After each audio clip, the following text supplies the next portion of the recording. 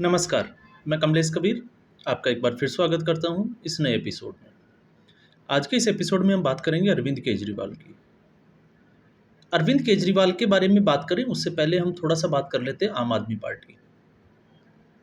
आम आदमी पार्टी का वैसे अगर हम देखें तो आम आदमी क पार्टी का जन्म ही जो है वो झूठ के साथ हुआ। एक देश भर में मूवमेंट चला था, इंडिया अगेंस्ट करप्शन मूवमेंट। उसके बाद ये पार्टी बनी और जिसमें दिल्ली में उस वक़्त तत्कालीन मुख्यमंत्री शीला दीक्षित के ऊपर बड़े जो है वो आरोप लगाए गए, भ्रष्टाचार को लेके। दिल्ली में घूम रहे ऑटो के पीछे जो है वो बड़े-बड़े पोस्टर लगाए गए, उनको कट्टर बेईमान दिखाया गया और भी तमाम तरह के जो है वो आरोप लगाए गए। और उसके बाद में आम आदमी पार्टी जो है, जो अरविंद केजरीवाल ये कस्में खाते थे कि वो कभी कांग्रेस पार्टी का समर्थन हासिल नहीं करेंगे, लेकिन पहले ही चुनाव में, क्योंकि सिंगल लार्जेस्ट पार्टी की अगर हम बात करें तो वो भारतीय जनता पार्टी थी, लेकिन अरविंद केजरीवाल ने अपनी कस्में तोड़ी। जिस पार्टी के ऊपर वो भ्रष्टाचार के आरोप लगा रहे थे, उसी पार्टी के साथ हाथ मिलाया और उसके बाद में वो सत्ता में रहे। हालाँकि वो सरकार जो है वो 49 दिन चली और उसके बाद लगातार जो है वो 2 बार चुनाव जीतकर अरविंद केजरीवाल सत्ता में बने रहे। लेकिन धीरे-धीरे कहते हैं कि हर चीज़ की एक लिमिट होती है और उस लिमिट के बाद में चीज़ें जो है वो सामने आना शुरू हो जाती है। अब बारी थी अरविंद केजरीवाल की और ऐसा मैं इसलिए कह रहा हूँ क्योंकि अरविंद केजरीवाल के हर साथी जो शुरू में उनके साथ था, प्रशांत भूषण, जिन्होंने 1 करोड़ रुपए इस पार्टी को खड़ा करने के लिए दिए, वो लोग तक जो है वो पार्टी से या तो वो पार्टी को छोड़ के चले गए या उनको पार्टी से निकाल दिया गया। और इस लिस्ट में जो है वो बहुत सारे नाम, कुमार विश्वास से लेके किरण बेदी और भी बहुत सारे लोग जो है वो इस मिशन से जुड़े हुए थे, इस पार्टी से जुड़े हुए थे, लेकिन बाद में वो एक-एक करके जो है वो गायब होते चले गए। और फिर एक कुनबा वो बचा जो अरविंद केजरीवाल को ही फ़ॉलो कर रहा था। मतलब हम कहें कि कहीं न कहीं अरविंद केजरीवाल इनसिक्योरिटी जो है वो उस फ़ोबिया से ग्रस्त ज़रूर है। और अब जब ये चीज़ें सामने आती है तो आपने देखा होगा इससे पहले चुनाव में अरविंद केजरीवाल जहाँ भी जाते थे वो गारंटी देते थे। अब ये होगा या किसी दूसरी पार्टी के ऊपर जो है वो बड़े आरोप लगाते थे। लेकिन आपने देखा कि 2020 के बाद में दिल्ली की राजनीति का सिनेरियो जो है वो लगातार बदला और ऐसा बदला कि आम आदमी पार्टी के जो नेता थे वो एक-एक करके, अगर मैं आपको गिनाऊँ तो आपने देखा होगा इससे पहले इनके कानून मंत्री 2015 में फर्जी डिग्री के मामले में जो है वो पहले ही जेल जा चुके हैं, जो कि कानून मंत्री थे। इसके अलावा 2016 में आपने देखा होगा राशन कार्ड बनवाने के लिए 2 महिलाओं के शोषण में महिला एवं बाल विकास कल्याण जो मंत्री थे, उनके ऊपर आरोप लगे, वो जेल गए। इसके बाद में सत्येंद्र जैन सत्येंद्र जैन के अलावा मनीष सिसोदिया, खुद अरविंद केजरीवाल जो है वो खुद जेल में है। या हम कहें कि अरविंद केजरीवाल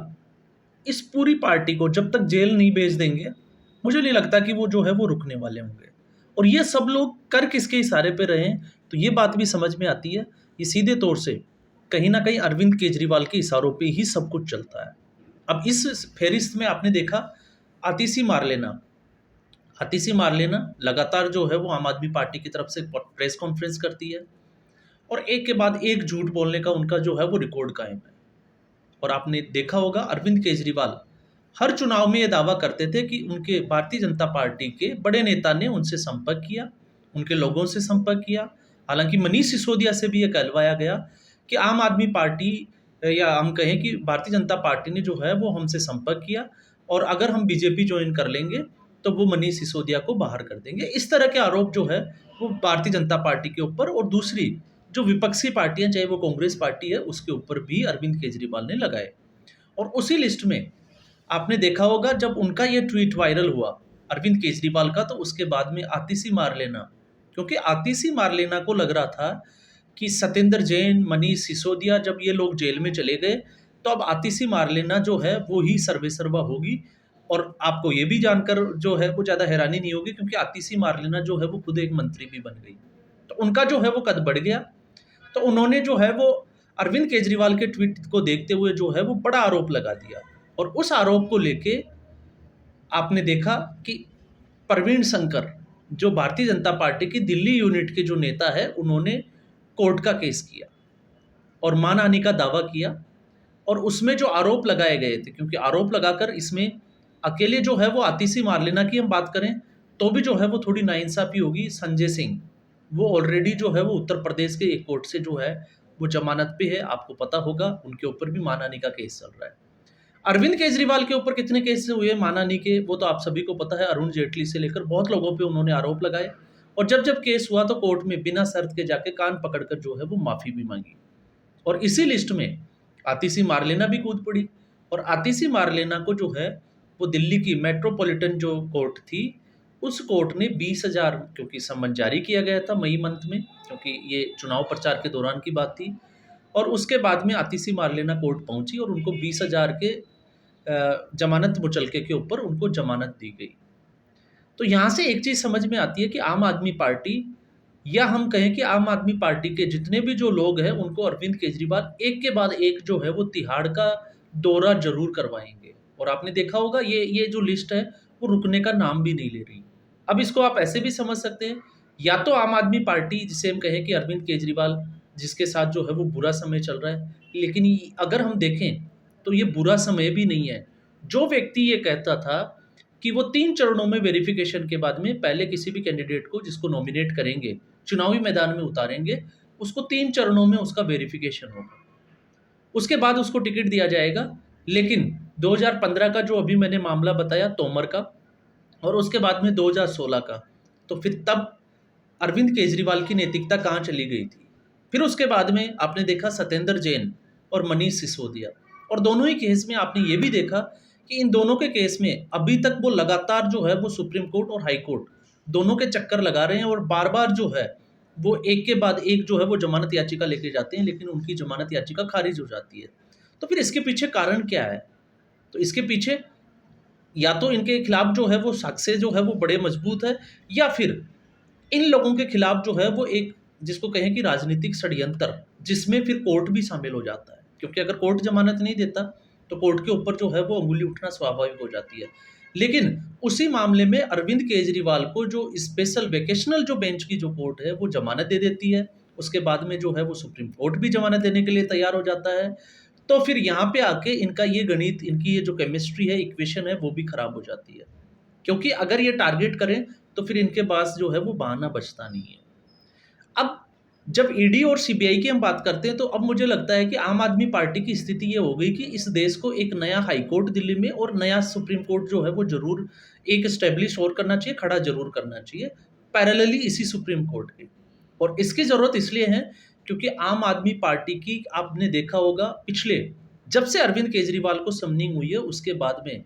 ऐसा कोई दिन नहीं है जिस दिन आम आदमी पार्टी के किसी नेता, किसी मंत्री या अरविंद केजरीवाल, मनीष सिसोदिया में से किसी की सुनवाई ना हो रही हो, या इनसे जुड़े हुए लोगों की। तो इससे तो ये लगता है कि जब सुप्रीम कोर्ट, हाई कोर्ट जब इन्हीं लोगों के साथ बिज़ी है, तो फिर इनके लिए एक जो है वो अलग से बेंच की व्यवस्था ज़रूर करनी चाहिए। क्योंकि परेशानियाँ दिल्ली के लोगों की तो जस की तस बनी हुई है, लेकिन परेशानियों में भी हमने देखा कि ये लोग जो है वो, और आतिशी मारलेना तो इसमें जो है वो आपने देखा मास्टरमाइंड की तरह भूमिका में रहती है। वो लगातार जो है वो, चाहे पानी की समस्या, अगर पानी नहीं मिल रहा तो उसके लिए भारतीय जनता पार्टी ज़िम्मेदार है, और अगर ज़्यादा बारिश हो जाती है तो उसके लिए, जब जल भराव की स्थिति बन जाती है तो उसके लिए भी भारतीय जनता पार्टी ही ज़िम्मेदार है।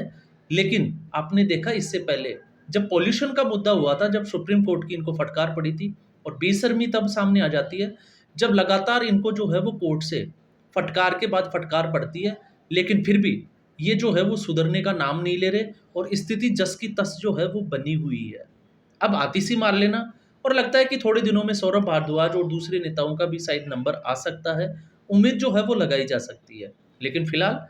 इसके बाद में आपने देखा कि पहले जो नेता थे वो, बाकी तो नेता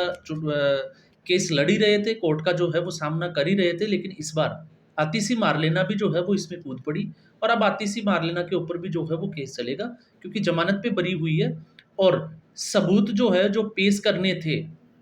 जो आरोप लगाया उसमें जो सबूत पेश करने थे, वो ना अरविंद केजरीवाल पेश कर पाए और ना ही आतिशी मारलेना पेश कर पाई। अरविंद केजरीवाल की तो स्थिति ये है कि आपने देखा प्रधानमंत्री जो नरेंद्र मोदी थे, उनके डिग्री के मामले में वो माफ़ी मांगना भी चाह रहे हैं, लेकिन जो गुजरात का जो विश्वविद्यालय है वो उसको, उनको माफ़ करने के लिए तैयार भी नहीं है।